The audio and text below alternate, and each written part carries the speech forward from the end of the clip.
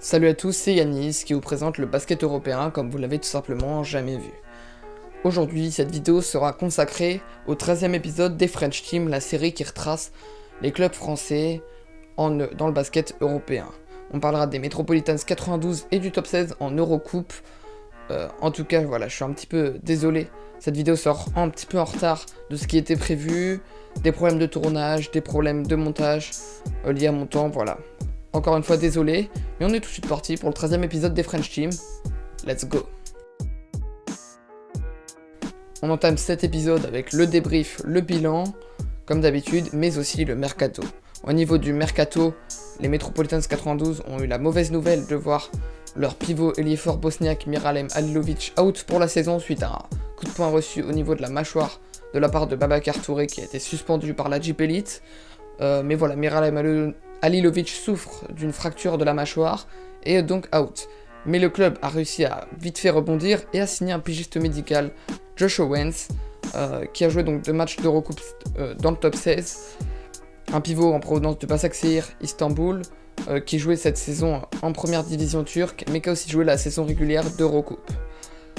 Au niveau du mercato, on a aussi eu une autre chose, c'est Paul Stolk qui a joué 4 matchs du top 16, qui est très rapidement passé suite à la blessure de Brandon Brown, le meneur américain, qui a été remplacé par un autre américain très expérimenté, qui était notamment passé du côté du CSP Limoges. Voilà, un joueur qui a aidé un petit peu les Mets pour ce top 16. En parlant maintenant un petit peu bilan débrief. 4 victoires, 2 défaites dans cette poule F d'Eurocoupe, premier qualifié. Une phase allée parfaite, 3 victoires, 0 défaites, 2 victoires à domicile, notamment contre Trento et le Partizan Belgrade, et une victoire et un succès de prestige à l'extérieur contre Krasnodar. Une série de matchs retour un petit peu plus compliquée. Ça commence par 2 défaites, dans un match très serré à Trento, et une deuxième contre Krasnodar avec un match un peu moins serré clairement, mais finalement il s'impose dans un dernier match très tendu contre le Partizan Belgrade et récupère au final la première place du groupe, sachant que Krasnodar récupérera la deuxième. Je sais pas si on peut dire qu'on peut être satisfait des Mets, sachant que voilà, ils finissent tout de même premier du groupe, mais il y a quand même 2 défaites très compliquées contre Trento et Krasnodar. Voilà, c'est assez mitigé ce que je peux vous dire du bilan et du débrief de cette équipe. On va tout de suite passer au top, la série qui retrace les meilleurs joueurs de cette équipe. Voilà, les meilleurs joueurs de cette équipe durant le top 16. Et je vais commencer avec le meneur français David Michino. Notre Frenchie nous a régalé avec une première partie de phase allée parfaite, même 4 premiers matchs parfaits, des très bonnes statistiques. Il a aligné dans ses 4 matchs 17 points, 5 passes décisives en moyenne. Et en fait, ce qui est très bon chez David Michino, c'est qu'il a su aligner sa qualité de passeur et son scoring, puisqu'il a tout simplement profité de l'absence de Brandon Brown pour gratter, comme je l'appelle, gratter entre guillemets, des minutes dans la rotation des Mets. Et il a parfaitement bien exploité cela, avec des statistiques très brillantes, que ça soit sa qualité de passe, sa défense, mais aussi son aspect offensif, enfin tout ce qui est scoring personnel.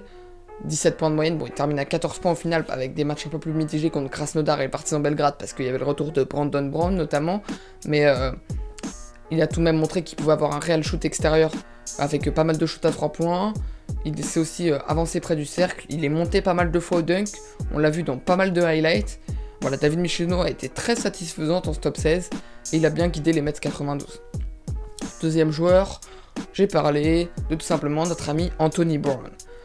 L'ailier des Mets, lui aussi très brillant. On sait que c'est un très bon scoreur qui alterne entre 12 et 20 points, qui reste un petit peu plus régulier, mais qui a aussi montré des vraies qualités au rebond. Il s'est battu clairement, il voulait la qualif de son équipe.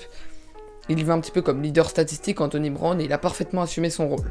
Il a aussi bien progressé sur le plan défensif, c'est pour ça qu'aujourd'hui il est autorisé à intégrer mes tops. Par contre, attention, Anthony Brown, il va falloir se calmer avec l'arbitrage, parce qu'il s'énerve souvent pour une faute non sifflée, il s'énerve très souvent aussi pour une faute sifflée contre lui-même, et ça peut vite fait le faire sortir de son match. En tout cas, c'est un point négatif que j'ai remarqué sur le jeu, notamment contre le Partizan Belgrade, même s'il fait une très belle performance au final dans le match. Une section un peu plus négative où je parle un petit peu des flops, des joueurs qui n'ont pas brillé, qui n'ont pas réussi à s'exprimer dans ce top 16, et je vais commencer par le pivot israélien, ou l'ailier fort israélien, comme vous voulez, Tomer Djinat. Un joueur d'expérience, très bon en sélection israélienne, notamment lors des qualifications et des fenêtres internationales pour l'Eurobasket, où il a qualifié son club. Malheureusement, le top 16 était un petit peu décevant. 4 points de rebond de moyenne, 3 pertes de balles. Pour un poste 4 qui a peu le ballon en main, 3 pertes de balles c'est beaucoup trop. Des pourcentages plutôt faibles. Djinat est censé être un des joueurs phares de ce club, un joueur capable d'inscrire plus de 10 points de moyenne, très efficace en tout cas, qui peut être efficace en sortie de banc ou même quand il est dans le 5 majeur. Et voilà, j'étais vraiment déçu de Tomer Djinat de ne pas le voir au plus haut niveau, même si certes il revient de blessure, c'est quand même assez décevant de ne pas voir un élément fort que j'adore à très haut level. Le deuxième flop, c'est Bastien Pinot, le sniper de cette équipe, qui avait fait une saison régulière excellente. Je l'avais trouvé vraiment très bon sur les sorties d'écran. C'est un mec qui est capable de prendre des shoots de partout. Faut pas lui laisser un tir ouvert, sinon ça rentre. Et voilà, on n'a pas réussi totalement à le trouver dans ce top 16. Capable de quelques petits coups de chaud, voilà, par-ci par-là.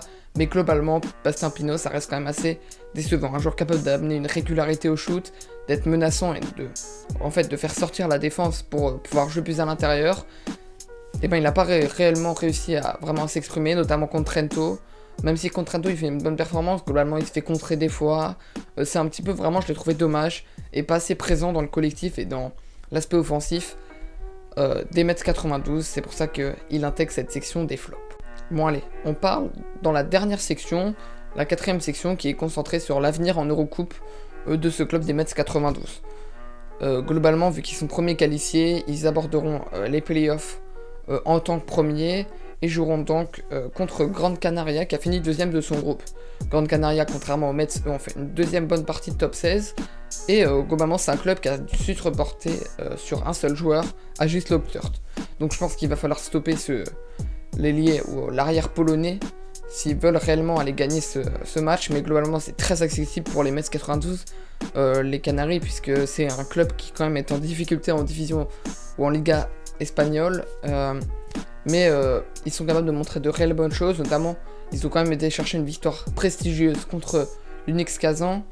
Donc voilà, je pense qu'honnêtement ne pas se méfier, mon pronostic c'est qu'ils passent sur un match en gagnant 2 victoires à 1 défaite, puisque c'est le premier à 2 matchs gagnés qui s'impose, 2 victoires à domicile, 1 défaite à l'extérieur puisqu'ils auront l'avantage du terrain. Mais honnêtement, il va falloir vraiment faire parler leur qualité défensive comme ils l'ont montré tout au long du top 16. Ils ont bloqué tous les clubs à moins de 70 points, il faut qu'ils fassent la même chose contre Grande Canaria. Imposer leur aspect défensif, que ce soit sur Godwin, sur les intérieurs, qu'il faut qu'ils progressent sur les pick and roll notamment. Mais voilà, il faut sortir très fort. C'est un club aussi qui va avoir le retour de Andro Albici, son capitaine, enfin son joueur qui va quitter le jeu. Voilà, va falloir vraiment montrer de l'intensité défensive, ne pas tout remettre sur Anthony Brown, lui donner les clés du camion dans les moments chauds, mais aussi jouer sur les autres qualités, que ce soit Bastien Pinot, Godwin près du cercle, Shikoko et Djinat dans la raquette, Michelino à 3 points. Voilà, vraiment jouer avec un collectif, et je pense qu'après tout peut bien se passer. Et qui peuvent même aller jusqu'en demi-finale. Pourquoi pas rêver d'une finale pour les Mets 92. Je sais que Joris Dutch rêve d'aller en Euroleague et d'y retourner. La compétition, lui, en tant que joueur, il a fait des miracles, notamment avec le CSP Limoges. Voilà, les Mets 92 en tout cas. Juste mon pronostic, je vais m'arrêter là. Qui passe cette première phase des playoffs. N'hésitez pas à me dire votre pronostic en commentaire. Ça m'intéresserait d'ailleurs pas mal de savoir votre avis. Voilà, cette vidéo est terminée. J'en ai fini avec les Metropolitans 92, dites-moi ce que vous avez pensé du club lors du top 16 et votre pronostic pour la suite en commentaire. En tout cas, vous avez pu voir mon avis.